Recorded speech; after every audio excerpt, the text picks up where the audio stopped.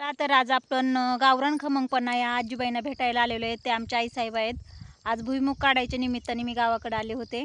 तर आईसाहेबांचं मनोगत पहा आज. आणि आईसाहेब खूपच खुश दिसते. आता आईसाहेबांचं चॅनल हाफ मॉनिटाईज झालं आहे. आज आईसाहेबांच्या चेहऱ्यावर खूपच तेजगी आली. आज हसती आई. तिच्याशी जरा संपर्क साधा. तिला चांगला तुमच्या सपोर्टमुळे सगळं झालं आहे. अजून सपोर्ट चांगला राहू द्या तिला. मारा तिच्याशी गप्पा आता आजीबाईशी. माहेरचं शेत दाखवते. आज भुईमुग काढायचा आहे. थेट माहेरात चालले मी आता.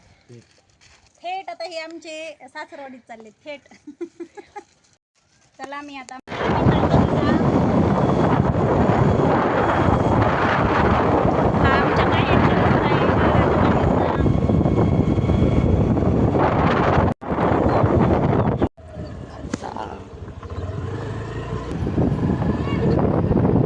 आईच्या इकडं पाऊस झालेला होता आणि आईने असाच फोन केला की भुईमुग काढायला आलाय, ओल्या शेंगा खायला वगैरे ये किंवा. तर त्यासाठी मी आईच्या इकडं आलेली आहे. परंतु आईन ते माझ्या अगोदरच थोडंसं शेत जवळ होतं. तर ते थांबलेले आहेत. मला यायला थोडा उशीर झाला आहे. तर घरी कुणीही नव्हतं.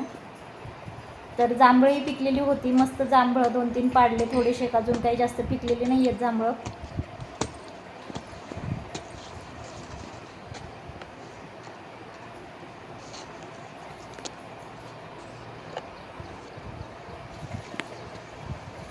आणि आता रानाच्या घराच्या जवळचं एकदम रान. सगळा भाजीपाला वगैरे सगळं इथंच असतं जवळच्या जवळ रानामध्ये.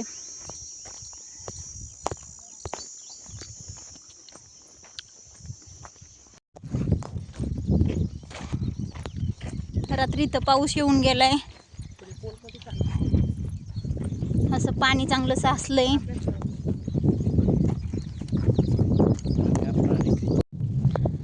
हे आमच्या अण्णांची सगळ्यात जुनी विहीर.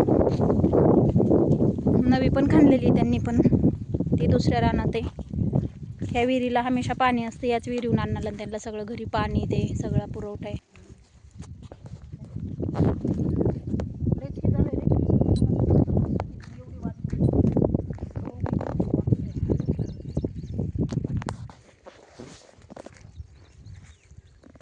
सगळी पडत पडत आत चालली. रिंगच टाकतील काही काही अण्णा तिथला.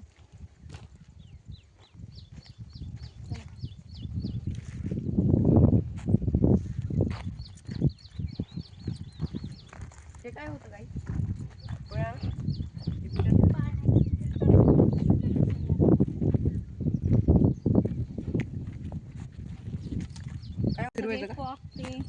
मग ते काढून त्यातलं फिल्टर साफ करावं लागतं. सगळे इथूनच सगळ्या रानात पाईपलाईन वगैरे गेलेले आहेत. नवीन विहिरीचं पाणी ह्याच्यात सोडलेलं, ह्याचं पाणी त्या विहिरीत सोडलेलं. सगळं अण्णा बघतात. एकटं रानाचं सगळं जजमेंट. आमचे भाऊ ते असतील सगळे बाहेर.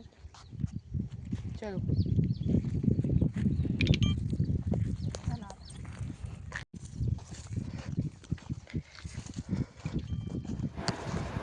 हे पाहू शकताय आई आणि अण्णा सकाळीच आलेले होते लवकरच.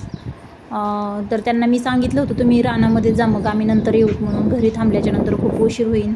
तर आईन ते रानात आमच्या अगोदरच येऊन थांबलेले होते. हा अण्णांचा त्यांचा भुईमुग.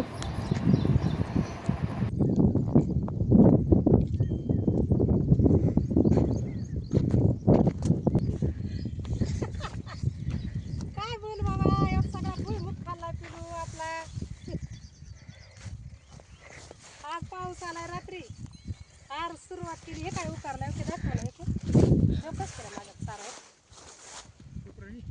हे काय रात्री जनावर आले ते सगळा भुईमुग खाल्ला. मग सकाळ सकाळी चालत काढायला. बघा शेतकऱ्याने इतकं जटून झुंबून काही केलं की काहीतरी कुठानं हायचंय पुढे. काही व्यवस्थितच नाही. आता पाणी दिलं होतं आतापर्यंत. काय करावं. काय म्हणता, काय देवाचं बी असतं तर काय आपल्याला तेवढं देऊ देईन तेवढंच खायचं आणि काय करावं.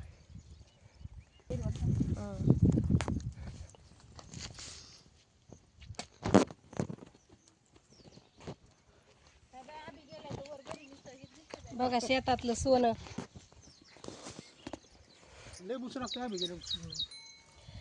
एक शेतकरी देवाला फसवायला गेला होता. देवा म्हणला पाऊस पाडशील का सांग. मी कोणतं उत्पन्न घेऊ त्यातलं तुला कोणचं वरचं पाहिजे का खालचं पाहिजे सांग म्हणलं मला. देव म्हणला वरचं पाहिजे. त्याने भुईमुग पेरला, देवाला म्हणला निसर वेल काढू. परत दुसऱ्या वर्षी म्हणला देवा काय पाहिजे ते म्हणला शेंड्याचं पाहिजे, त्यांनी मका पेरली. असं शेतकरी देवाला पैसेला, देव म्हणला नाही पाऊस पडल्यावर काय करशील.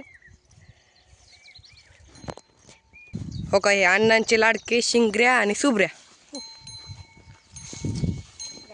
नाही खाता येत. आणि ही आमची लॅम्बोर्गिनी. बरं जायची खायला का कुठं.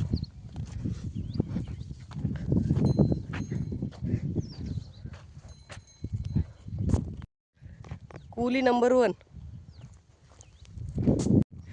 Coolie number 2, and she is the coolie number 3.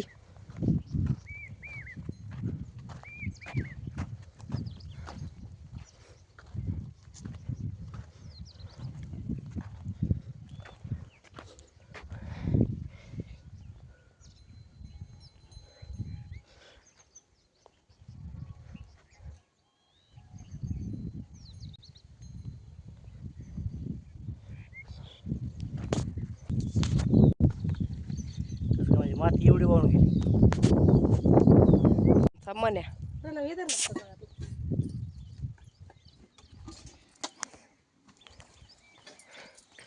नुकते जेवण आठवून आम्ही सर्वजण आता परत एकदा भुईमुगाच्या रानाकडे चाललो.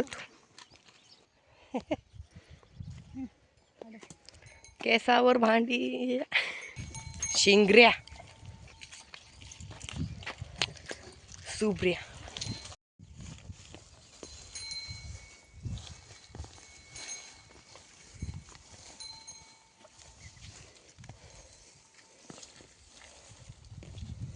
नाना शेंगा खुडत आहे तुमच्याकडून.